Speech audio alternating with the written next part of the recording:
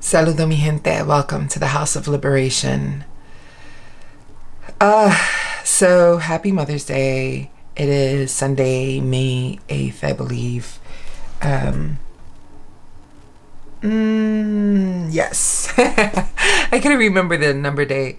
And 2022. And I wanted to hop on here for a minute to talk a little bit about what Mother's Day can look or feel like for survivors of abuse and trauma, and the complexity of that. My mother, may her memory be a blessing, passed away 2.5 years ago now, I think. Time is a portal for me, so. And our relationship was really complicated. And I want to speak to that a little bit today. So much of the things that happened in my life as a child were how I would say that were a lot under the radar of my mom, and she was the primary character in my life and the primary caretaker, and very human, with her own struggles and mental health challenges that never received solid support. And so as this Mother's Day rolled around, I found myself, there are moments where I really miss my mom. My mom was, for me,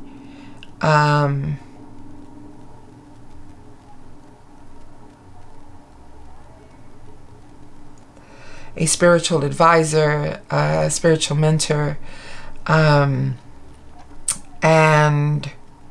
a friend in that way. Strangely enough, in regards to those, in regards, my phone needs to be on because I need to get some text just in case. I recognize that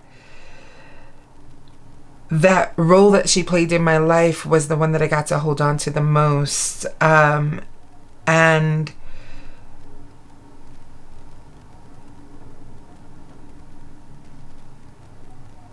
I think often enough we connected always solidly there because it was hard for her to come from any other orientation.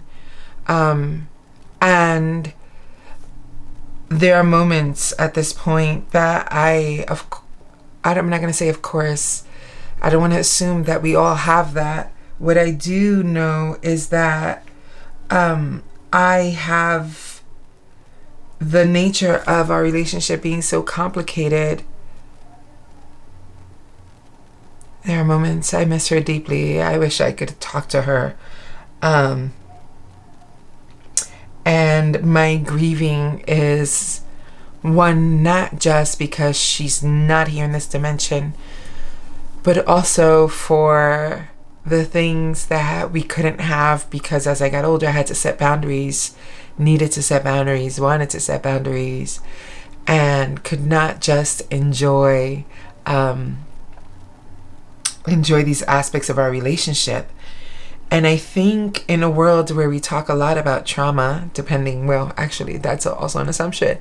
But in my world, I carry with me a lot of awareness, and also because I'm in my own process of recovering and healing, active verb, never done process, not end result. And I realized today, I had moments where I cried and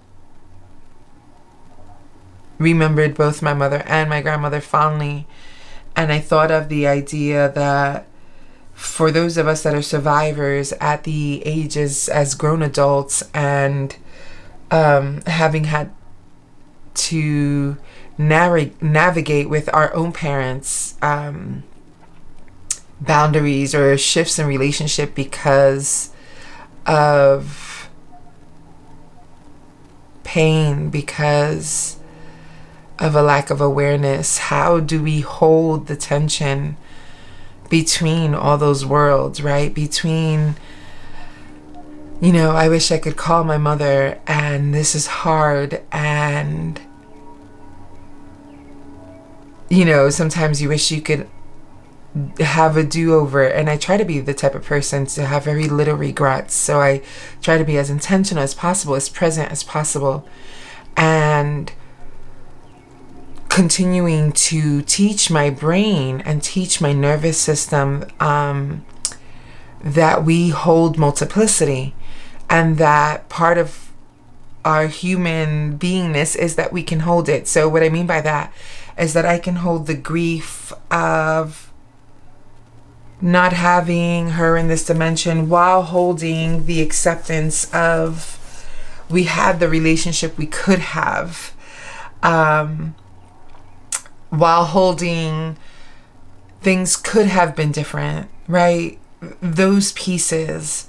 And there are times where we talk about being stuck in the past, and I think part of that work and part of that lesson, and I was talking to somebody yesterday about this as well, in some ways, they were talking about being stuck in the past and letting go so that they can live into a future, and a much more vital future.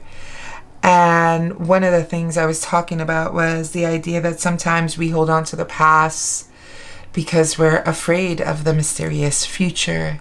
We're afraid of the unknownness of it all. And that in some ways, sometimes holding on to the past gives us a sense of connection, belonging, and identity that an unknown future may not yet be able to provide in of a shaped form, because it's something that you get to create. It's something you get to define and shape yourself, versus it being shaped by a narrative or a story of the past.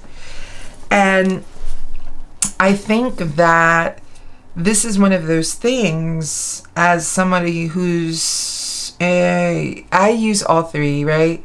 A survivor, a thriver, and also somebody who has had the experience.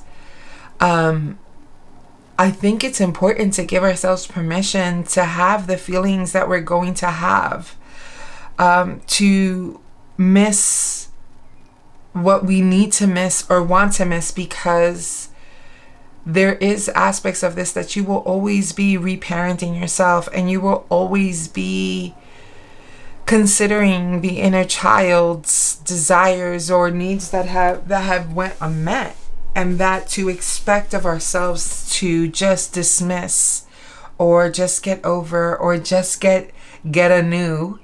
I think it's important to honor what you can hold on to. And part of that, I'm thinking also, I'm thinking about illusions. I'm thinking about, how we may create illusions in order to sustain it, because it's what we want to see. It's what we want to experience.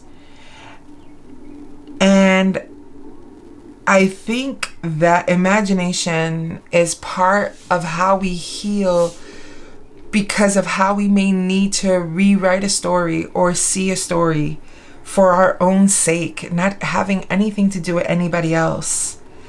And I think for me, there are ways that I can read and write from this place. I've contended for years with the rage and the anger and the hurt. Really, it was hurt, right? Because it's people I love that have hurt me the most. And that have had the most significant impact in my life. And so on this Mother's Day, as you are navigating, or any day, as you navigate these really complicated relationships, there's complex trauma, but there's also complex grief and complicated grief, where things are not as clear-cut or easily shaped and easily, I don't know. There's ways that I am not a fan of those ideas, because there's so many aspects of ourselves we're constantly dealing with. And for me, while I have awareness and I have tools, I still have to be patient for, emotions and feelings that for a long time I had to put them in a little, chest and store them away because I didn't have enough resource capacity to deal with it, to work through it, or to know how to make sense of it.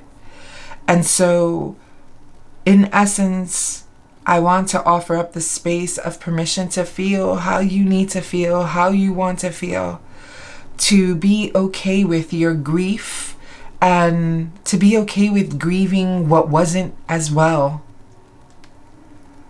And that's part of,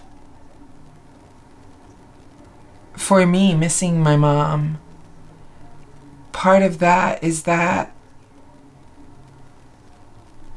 the older I get and the more I work through my own stuff, I realize how complicated being a parent is and complicated being an adult is, and if we are resourced and if we have awareness around things or not is everything. And we are incredibly human and fallible and prone to missteps, and while all of that also holds that as parents we're accountable, we're responsible for the lives of our children, and that there's nothing in this world that can save you from that. So it's all, it's all true. It's all true that we are responsible, that they were responsible. It's all true that they were human, that we are human. It's all true that they could have done better, chosen better. We could do better and choose better. And yet change is not, it's not a destination. It's a practice and a process. I'm grateful that I had, while my mother's last year was incredibly painful and incredibly challenging, that last year and a half I got to walk with her.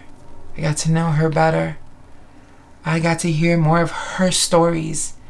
Not her stories in relationship to me, but her stories in relationship to her experience. And that also gave me a view into how she had become the woman she had become, or was always becoming. The truth of it is because she was such an influential character in my life, so much of the bulk of the things that went on happened under her watch. And so much of who I am today is also because of her, and it's also because of my grandmother. And I hope that when we're in these moments of contending with painful, traumatic pasts, and our own stories and our own shaping of narratives, that we would allow that to be held with compassion. Compassion doesn't mean there aren't boundaries. Compassion doesn't mean there isn't truth. Compassion doesn't mean that there isn't imagination or illusions. Compassion means that you're able to be with yourself with kindness and understanding in this moment, in the present, past, and future. Given that time is wonky like that, and we live in a very linear time, and time is really portaled. But I just wanted to get on here and just share. This Mother's Day felt really hard, and that I do miss her, and that when we're dealing with complicated trauma, complex trauma, rather than chastise or berate or be punitive with ourselves because we still love, because we loved, because we love the imperfect, we love the thing that hurts us, we love not because we like it, not because some sort of sadistic idea, but because in our humanity, loving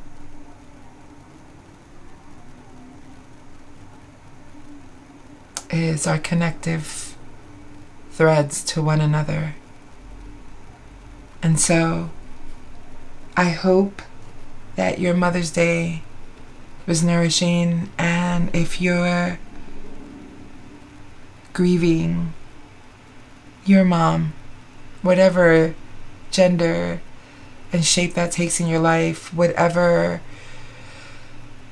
that means for you. I hope that you can do it with permission and kindness, ultimately compassion, and give yourself permission for all of it to be true.